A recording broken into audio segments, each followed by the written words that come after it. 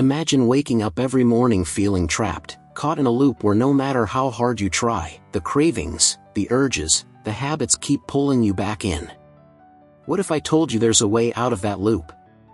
A way to break free from the chains of addiction, one step at a time. In this video, we're not just talking theory, we're diving into real strategies that can loosen addiction's grip on your life. If you're tired of feeling powerless, stick around, because the tools to reclaim your freedom are right here, and it's time to take them. Addiction is a pervasive and complex challenge affecting millions of people worldwide. Whether it's substance abuse, gambling, food, or behavioral compulsions such as internet use, addiction can grip individuals in a cycle of dependency that seems impossible to break. However, with the right strategies, resources, and mindset, the hold on addiction can be weakened and eventually broken. This piece will explore the multifaceted approaches necessary for addressing addiction, including understanding its root causes, recognizing personal triggers, cultivating resilience, and integrating professional support. Addiction is often misunderstood as a mere lack of willpower, but it is a chronic, relapsing disorder that affects the brain's reward, motivation, and memory circuits. While the specific substance or behavior that people become addicted to can vary, the underlying neurological changes remain consistent. Repeated exposure to addictive stimuli rewires the brain's neural pathways, creating strong associations between the addictive behavior and pleasure or relief from discomfort. Addressing addiction requires understanding its complexity, which includes biological, psychological, and social factors. To weaken the hold on addiction, one must adopt a comprehensive approach that addresses each of these dimensions. At the biological level, addiction often hijacks the brain's dopamine system, which is responsible for pleasure and reward.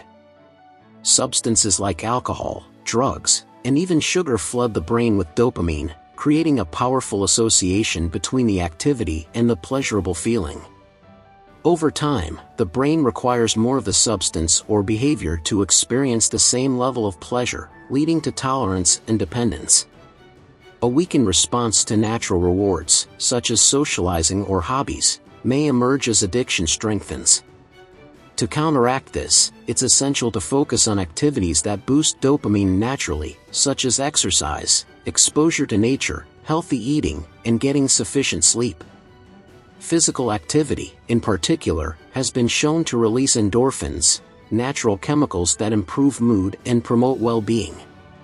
Incorporating regular exercise into a recovery plan can help the brain recalibrate its reward system and reduce the cravings associated with addiction. Psychologically, addiction often stems from a need to escape negative emotions like stress, depression, or anxiety. Addictive behaviors can serve as a temporary coping mechanism, numbing the emotional pain or creating a false sense of control. Weakening the hold of addiction requires identifying and addressing these underlying emotional drivers. Therapeutic interventions such as cognitive behavioral therapy, CBT, can be highly effective. CBT helps individuals recognize and challenge the distorted thinking patterns that fuel addiction. By breaking the cycle of automatic negative thoughts, individuals can develop healthier coping strategies. For example, someone struggling with alcohol addiction may learn to identify the stress or social anxiety that triggers their urge to drink and replace the behavior with healthier outlets, such as mindfulness or journaling. Mindfulness practices are another psychological tool that can help. Mindfulness encourages individuals to observe their thoughts, feelings, and cravings without judgment. This awareness helps people recognize that cravings are temporary and can be managed without engaging in addictive behaviors.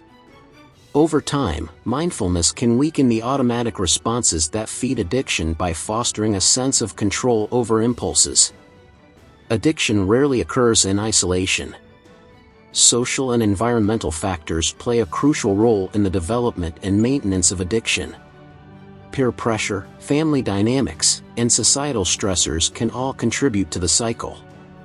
Social connections, both negative and positive, are powerful influences in shaping behavior.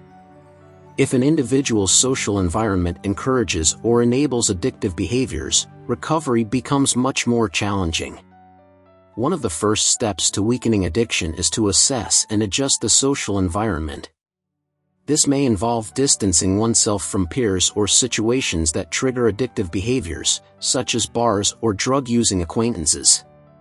Creating a supportive network of friends, family, or recovery groups can make a significant difference. Positive social support not only provides accountability but also encourages individuals to stay motivated in their recovery. Group therapy and support groups, such as Alcoholics Anonymous or Narcotics Anonymous, offer a structured way to share experiences and receive encouragement from others facing similar struggles. The sense of belonging to a community of people who understand the challenges of addiction can reduce feelings of isolation and shame, both of which often fuel the addictive cycle. One of the essential steps in weakening addiction is recognizing personal triggers. Triggers are situations, emotions, or environments that prompt cravings or the desire to engage in addictive behaviors. These can be internal, such as boredom or anxiety, or external, such as being around certain people or places.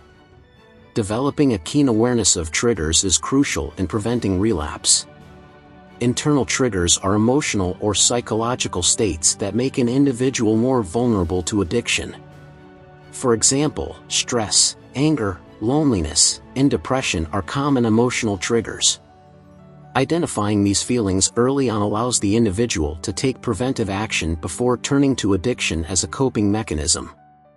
Journaling is a useful tool for recognizing internal triggers. By writing down thoughts and emotions throughout the day, patterns may emerge that indicate when the individual is most vulnerable. This practice encourages self-reflection and helps build emotional awareness. Once internal triggers are identified, it's important to develop alternative coping strategies.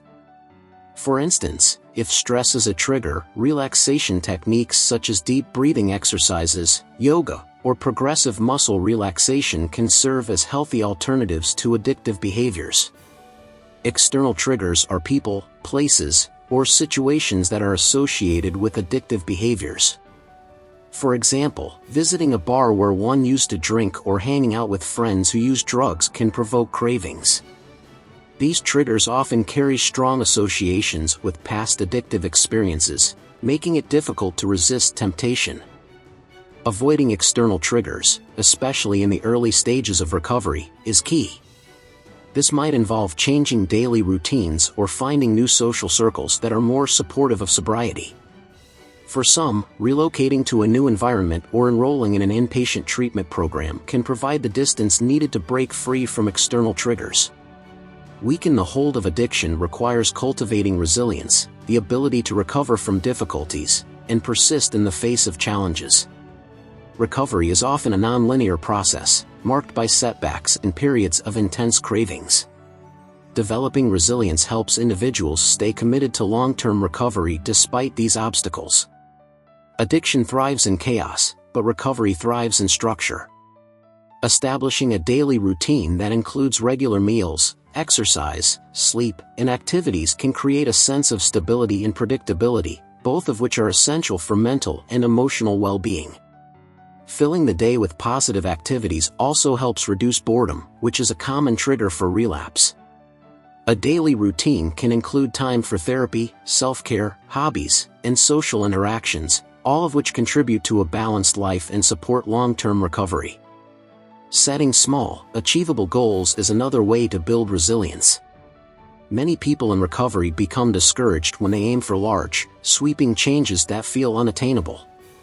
Breaking down recovery into manageable steps, such as attending one meeting a week, journaling daily, or avoiding a specific trigger, provides a sense of accomplishment and forward momentum.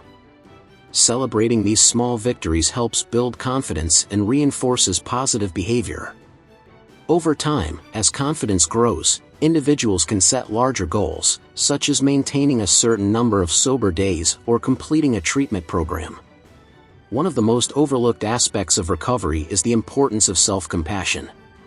Many people struggling with addiction experience feelings of guilt, shame, and self-blame, which can hinder progress.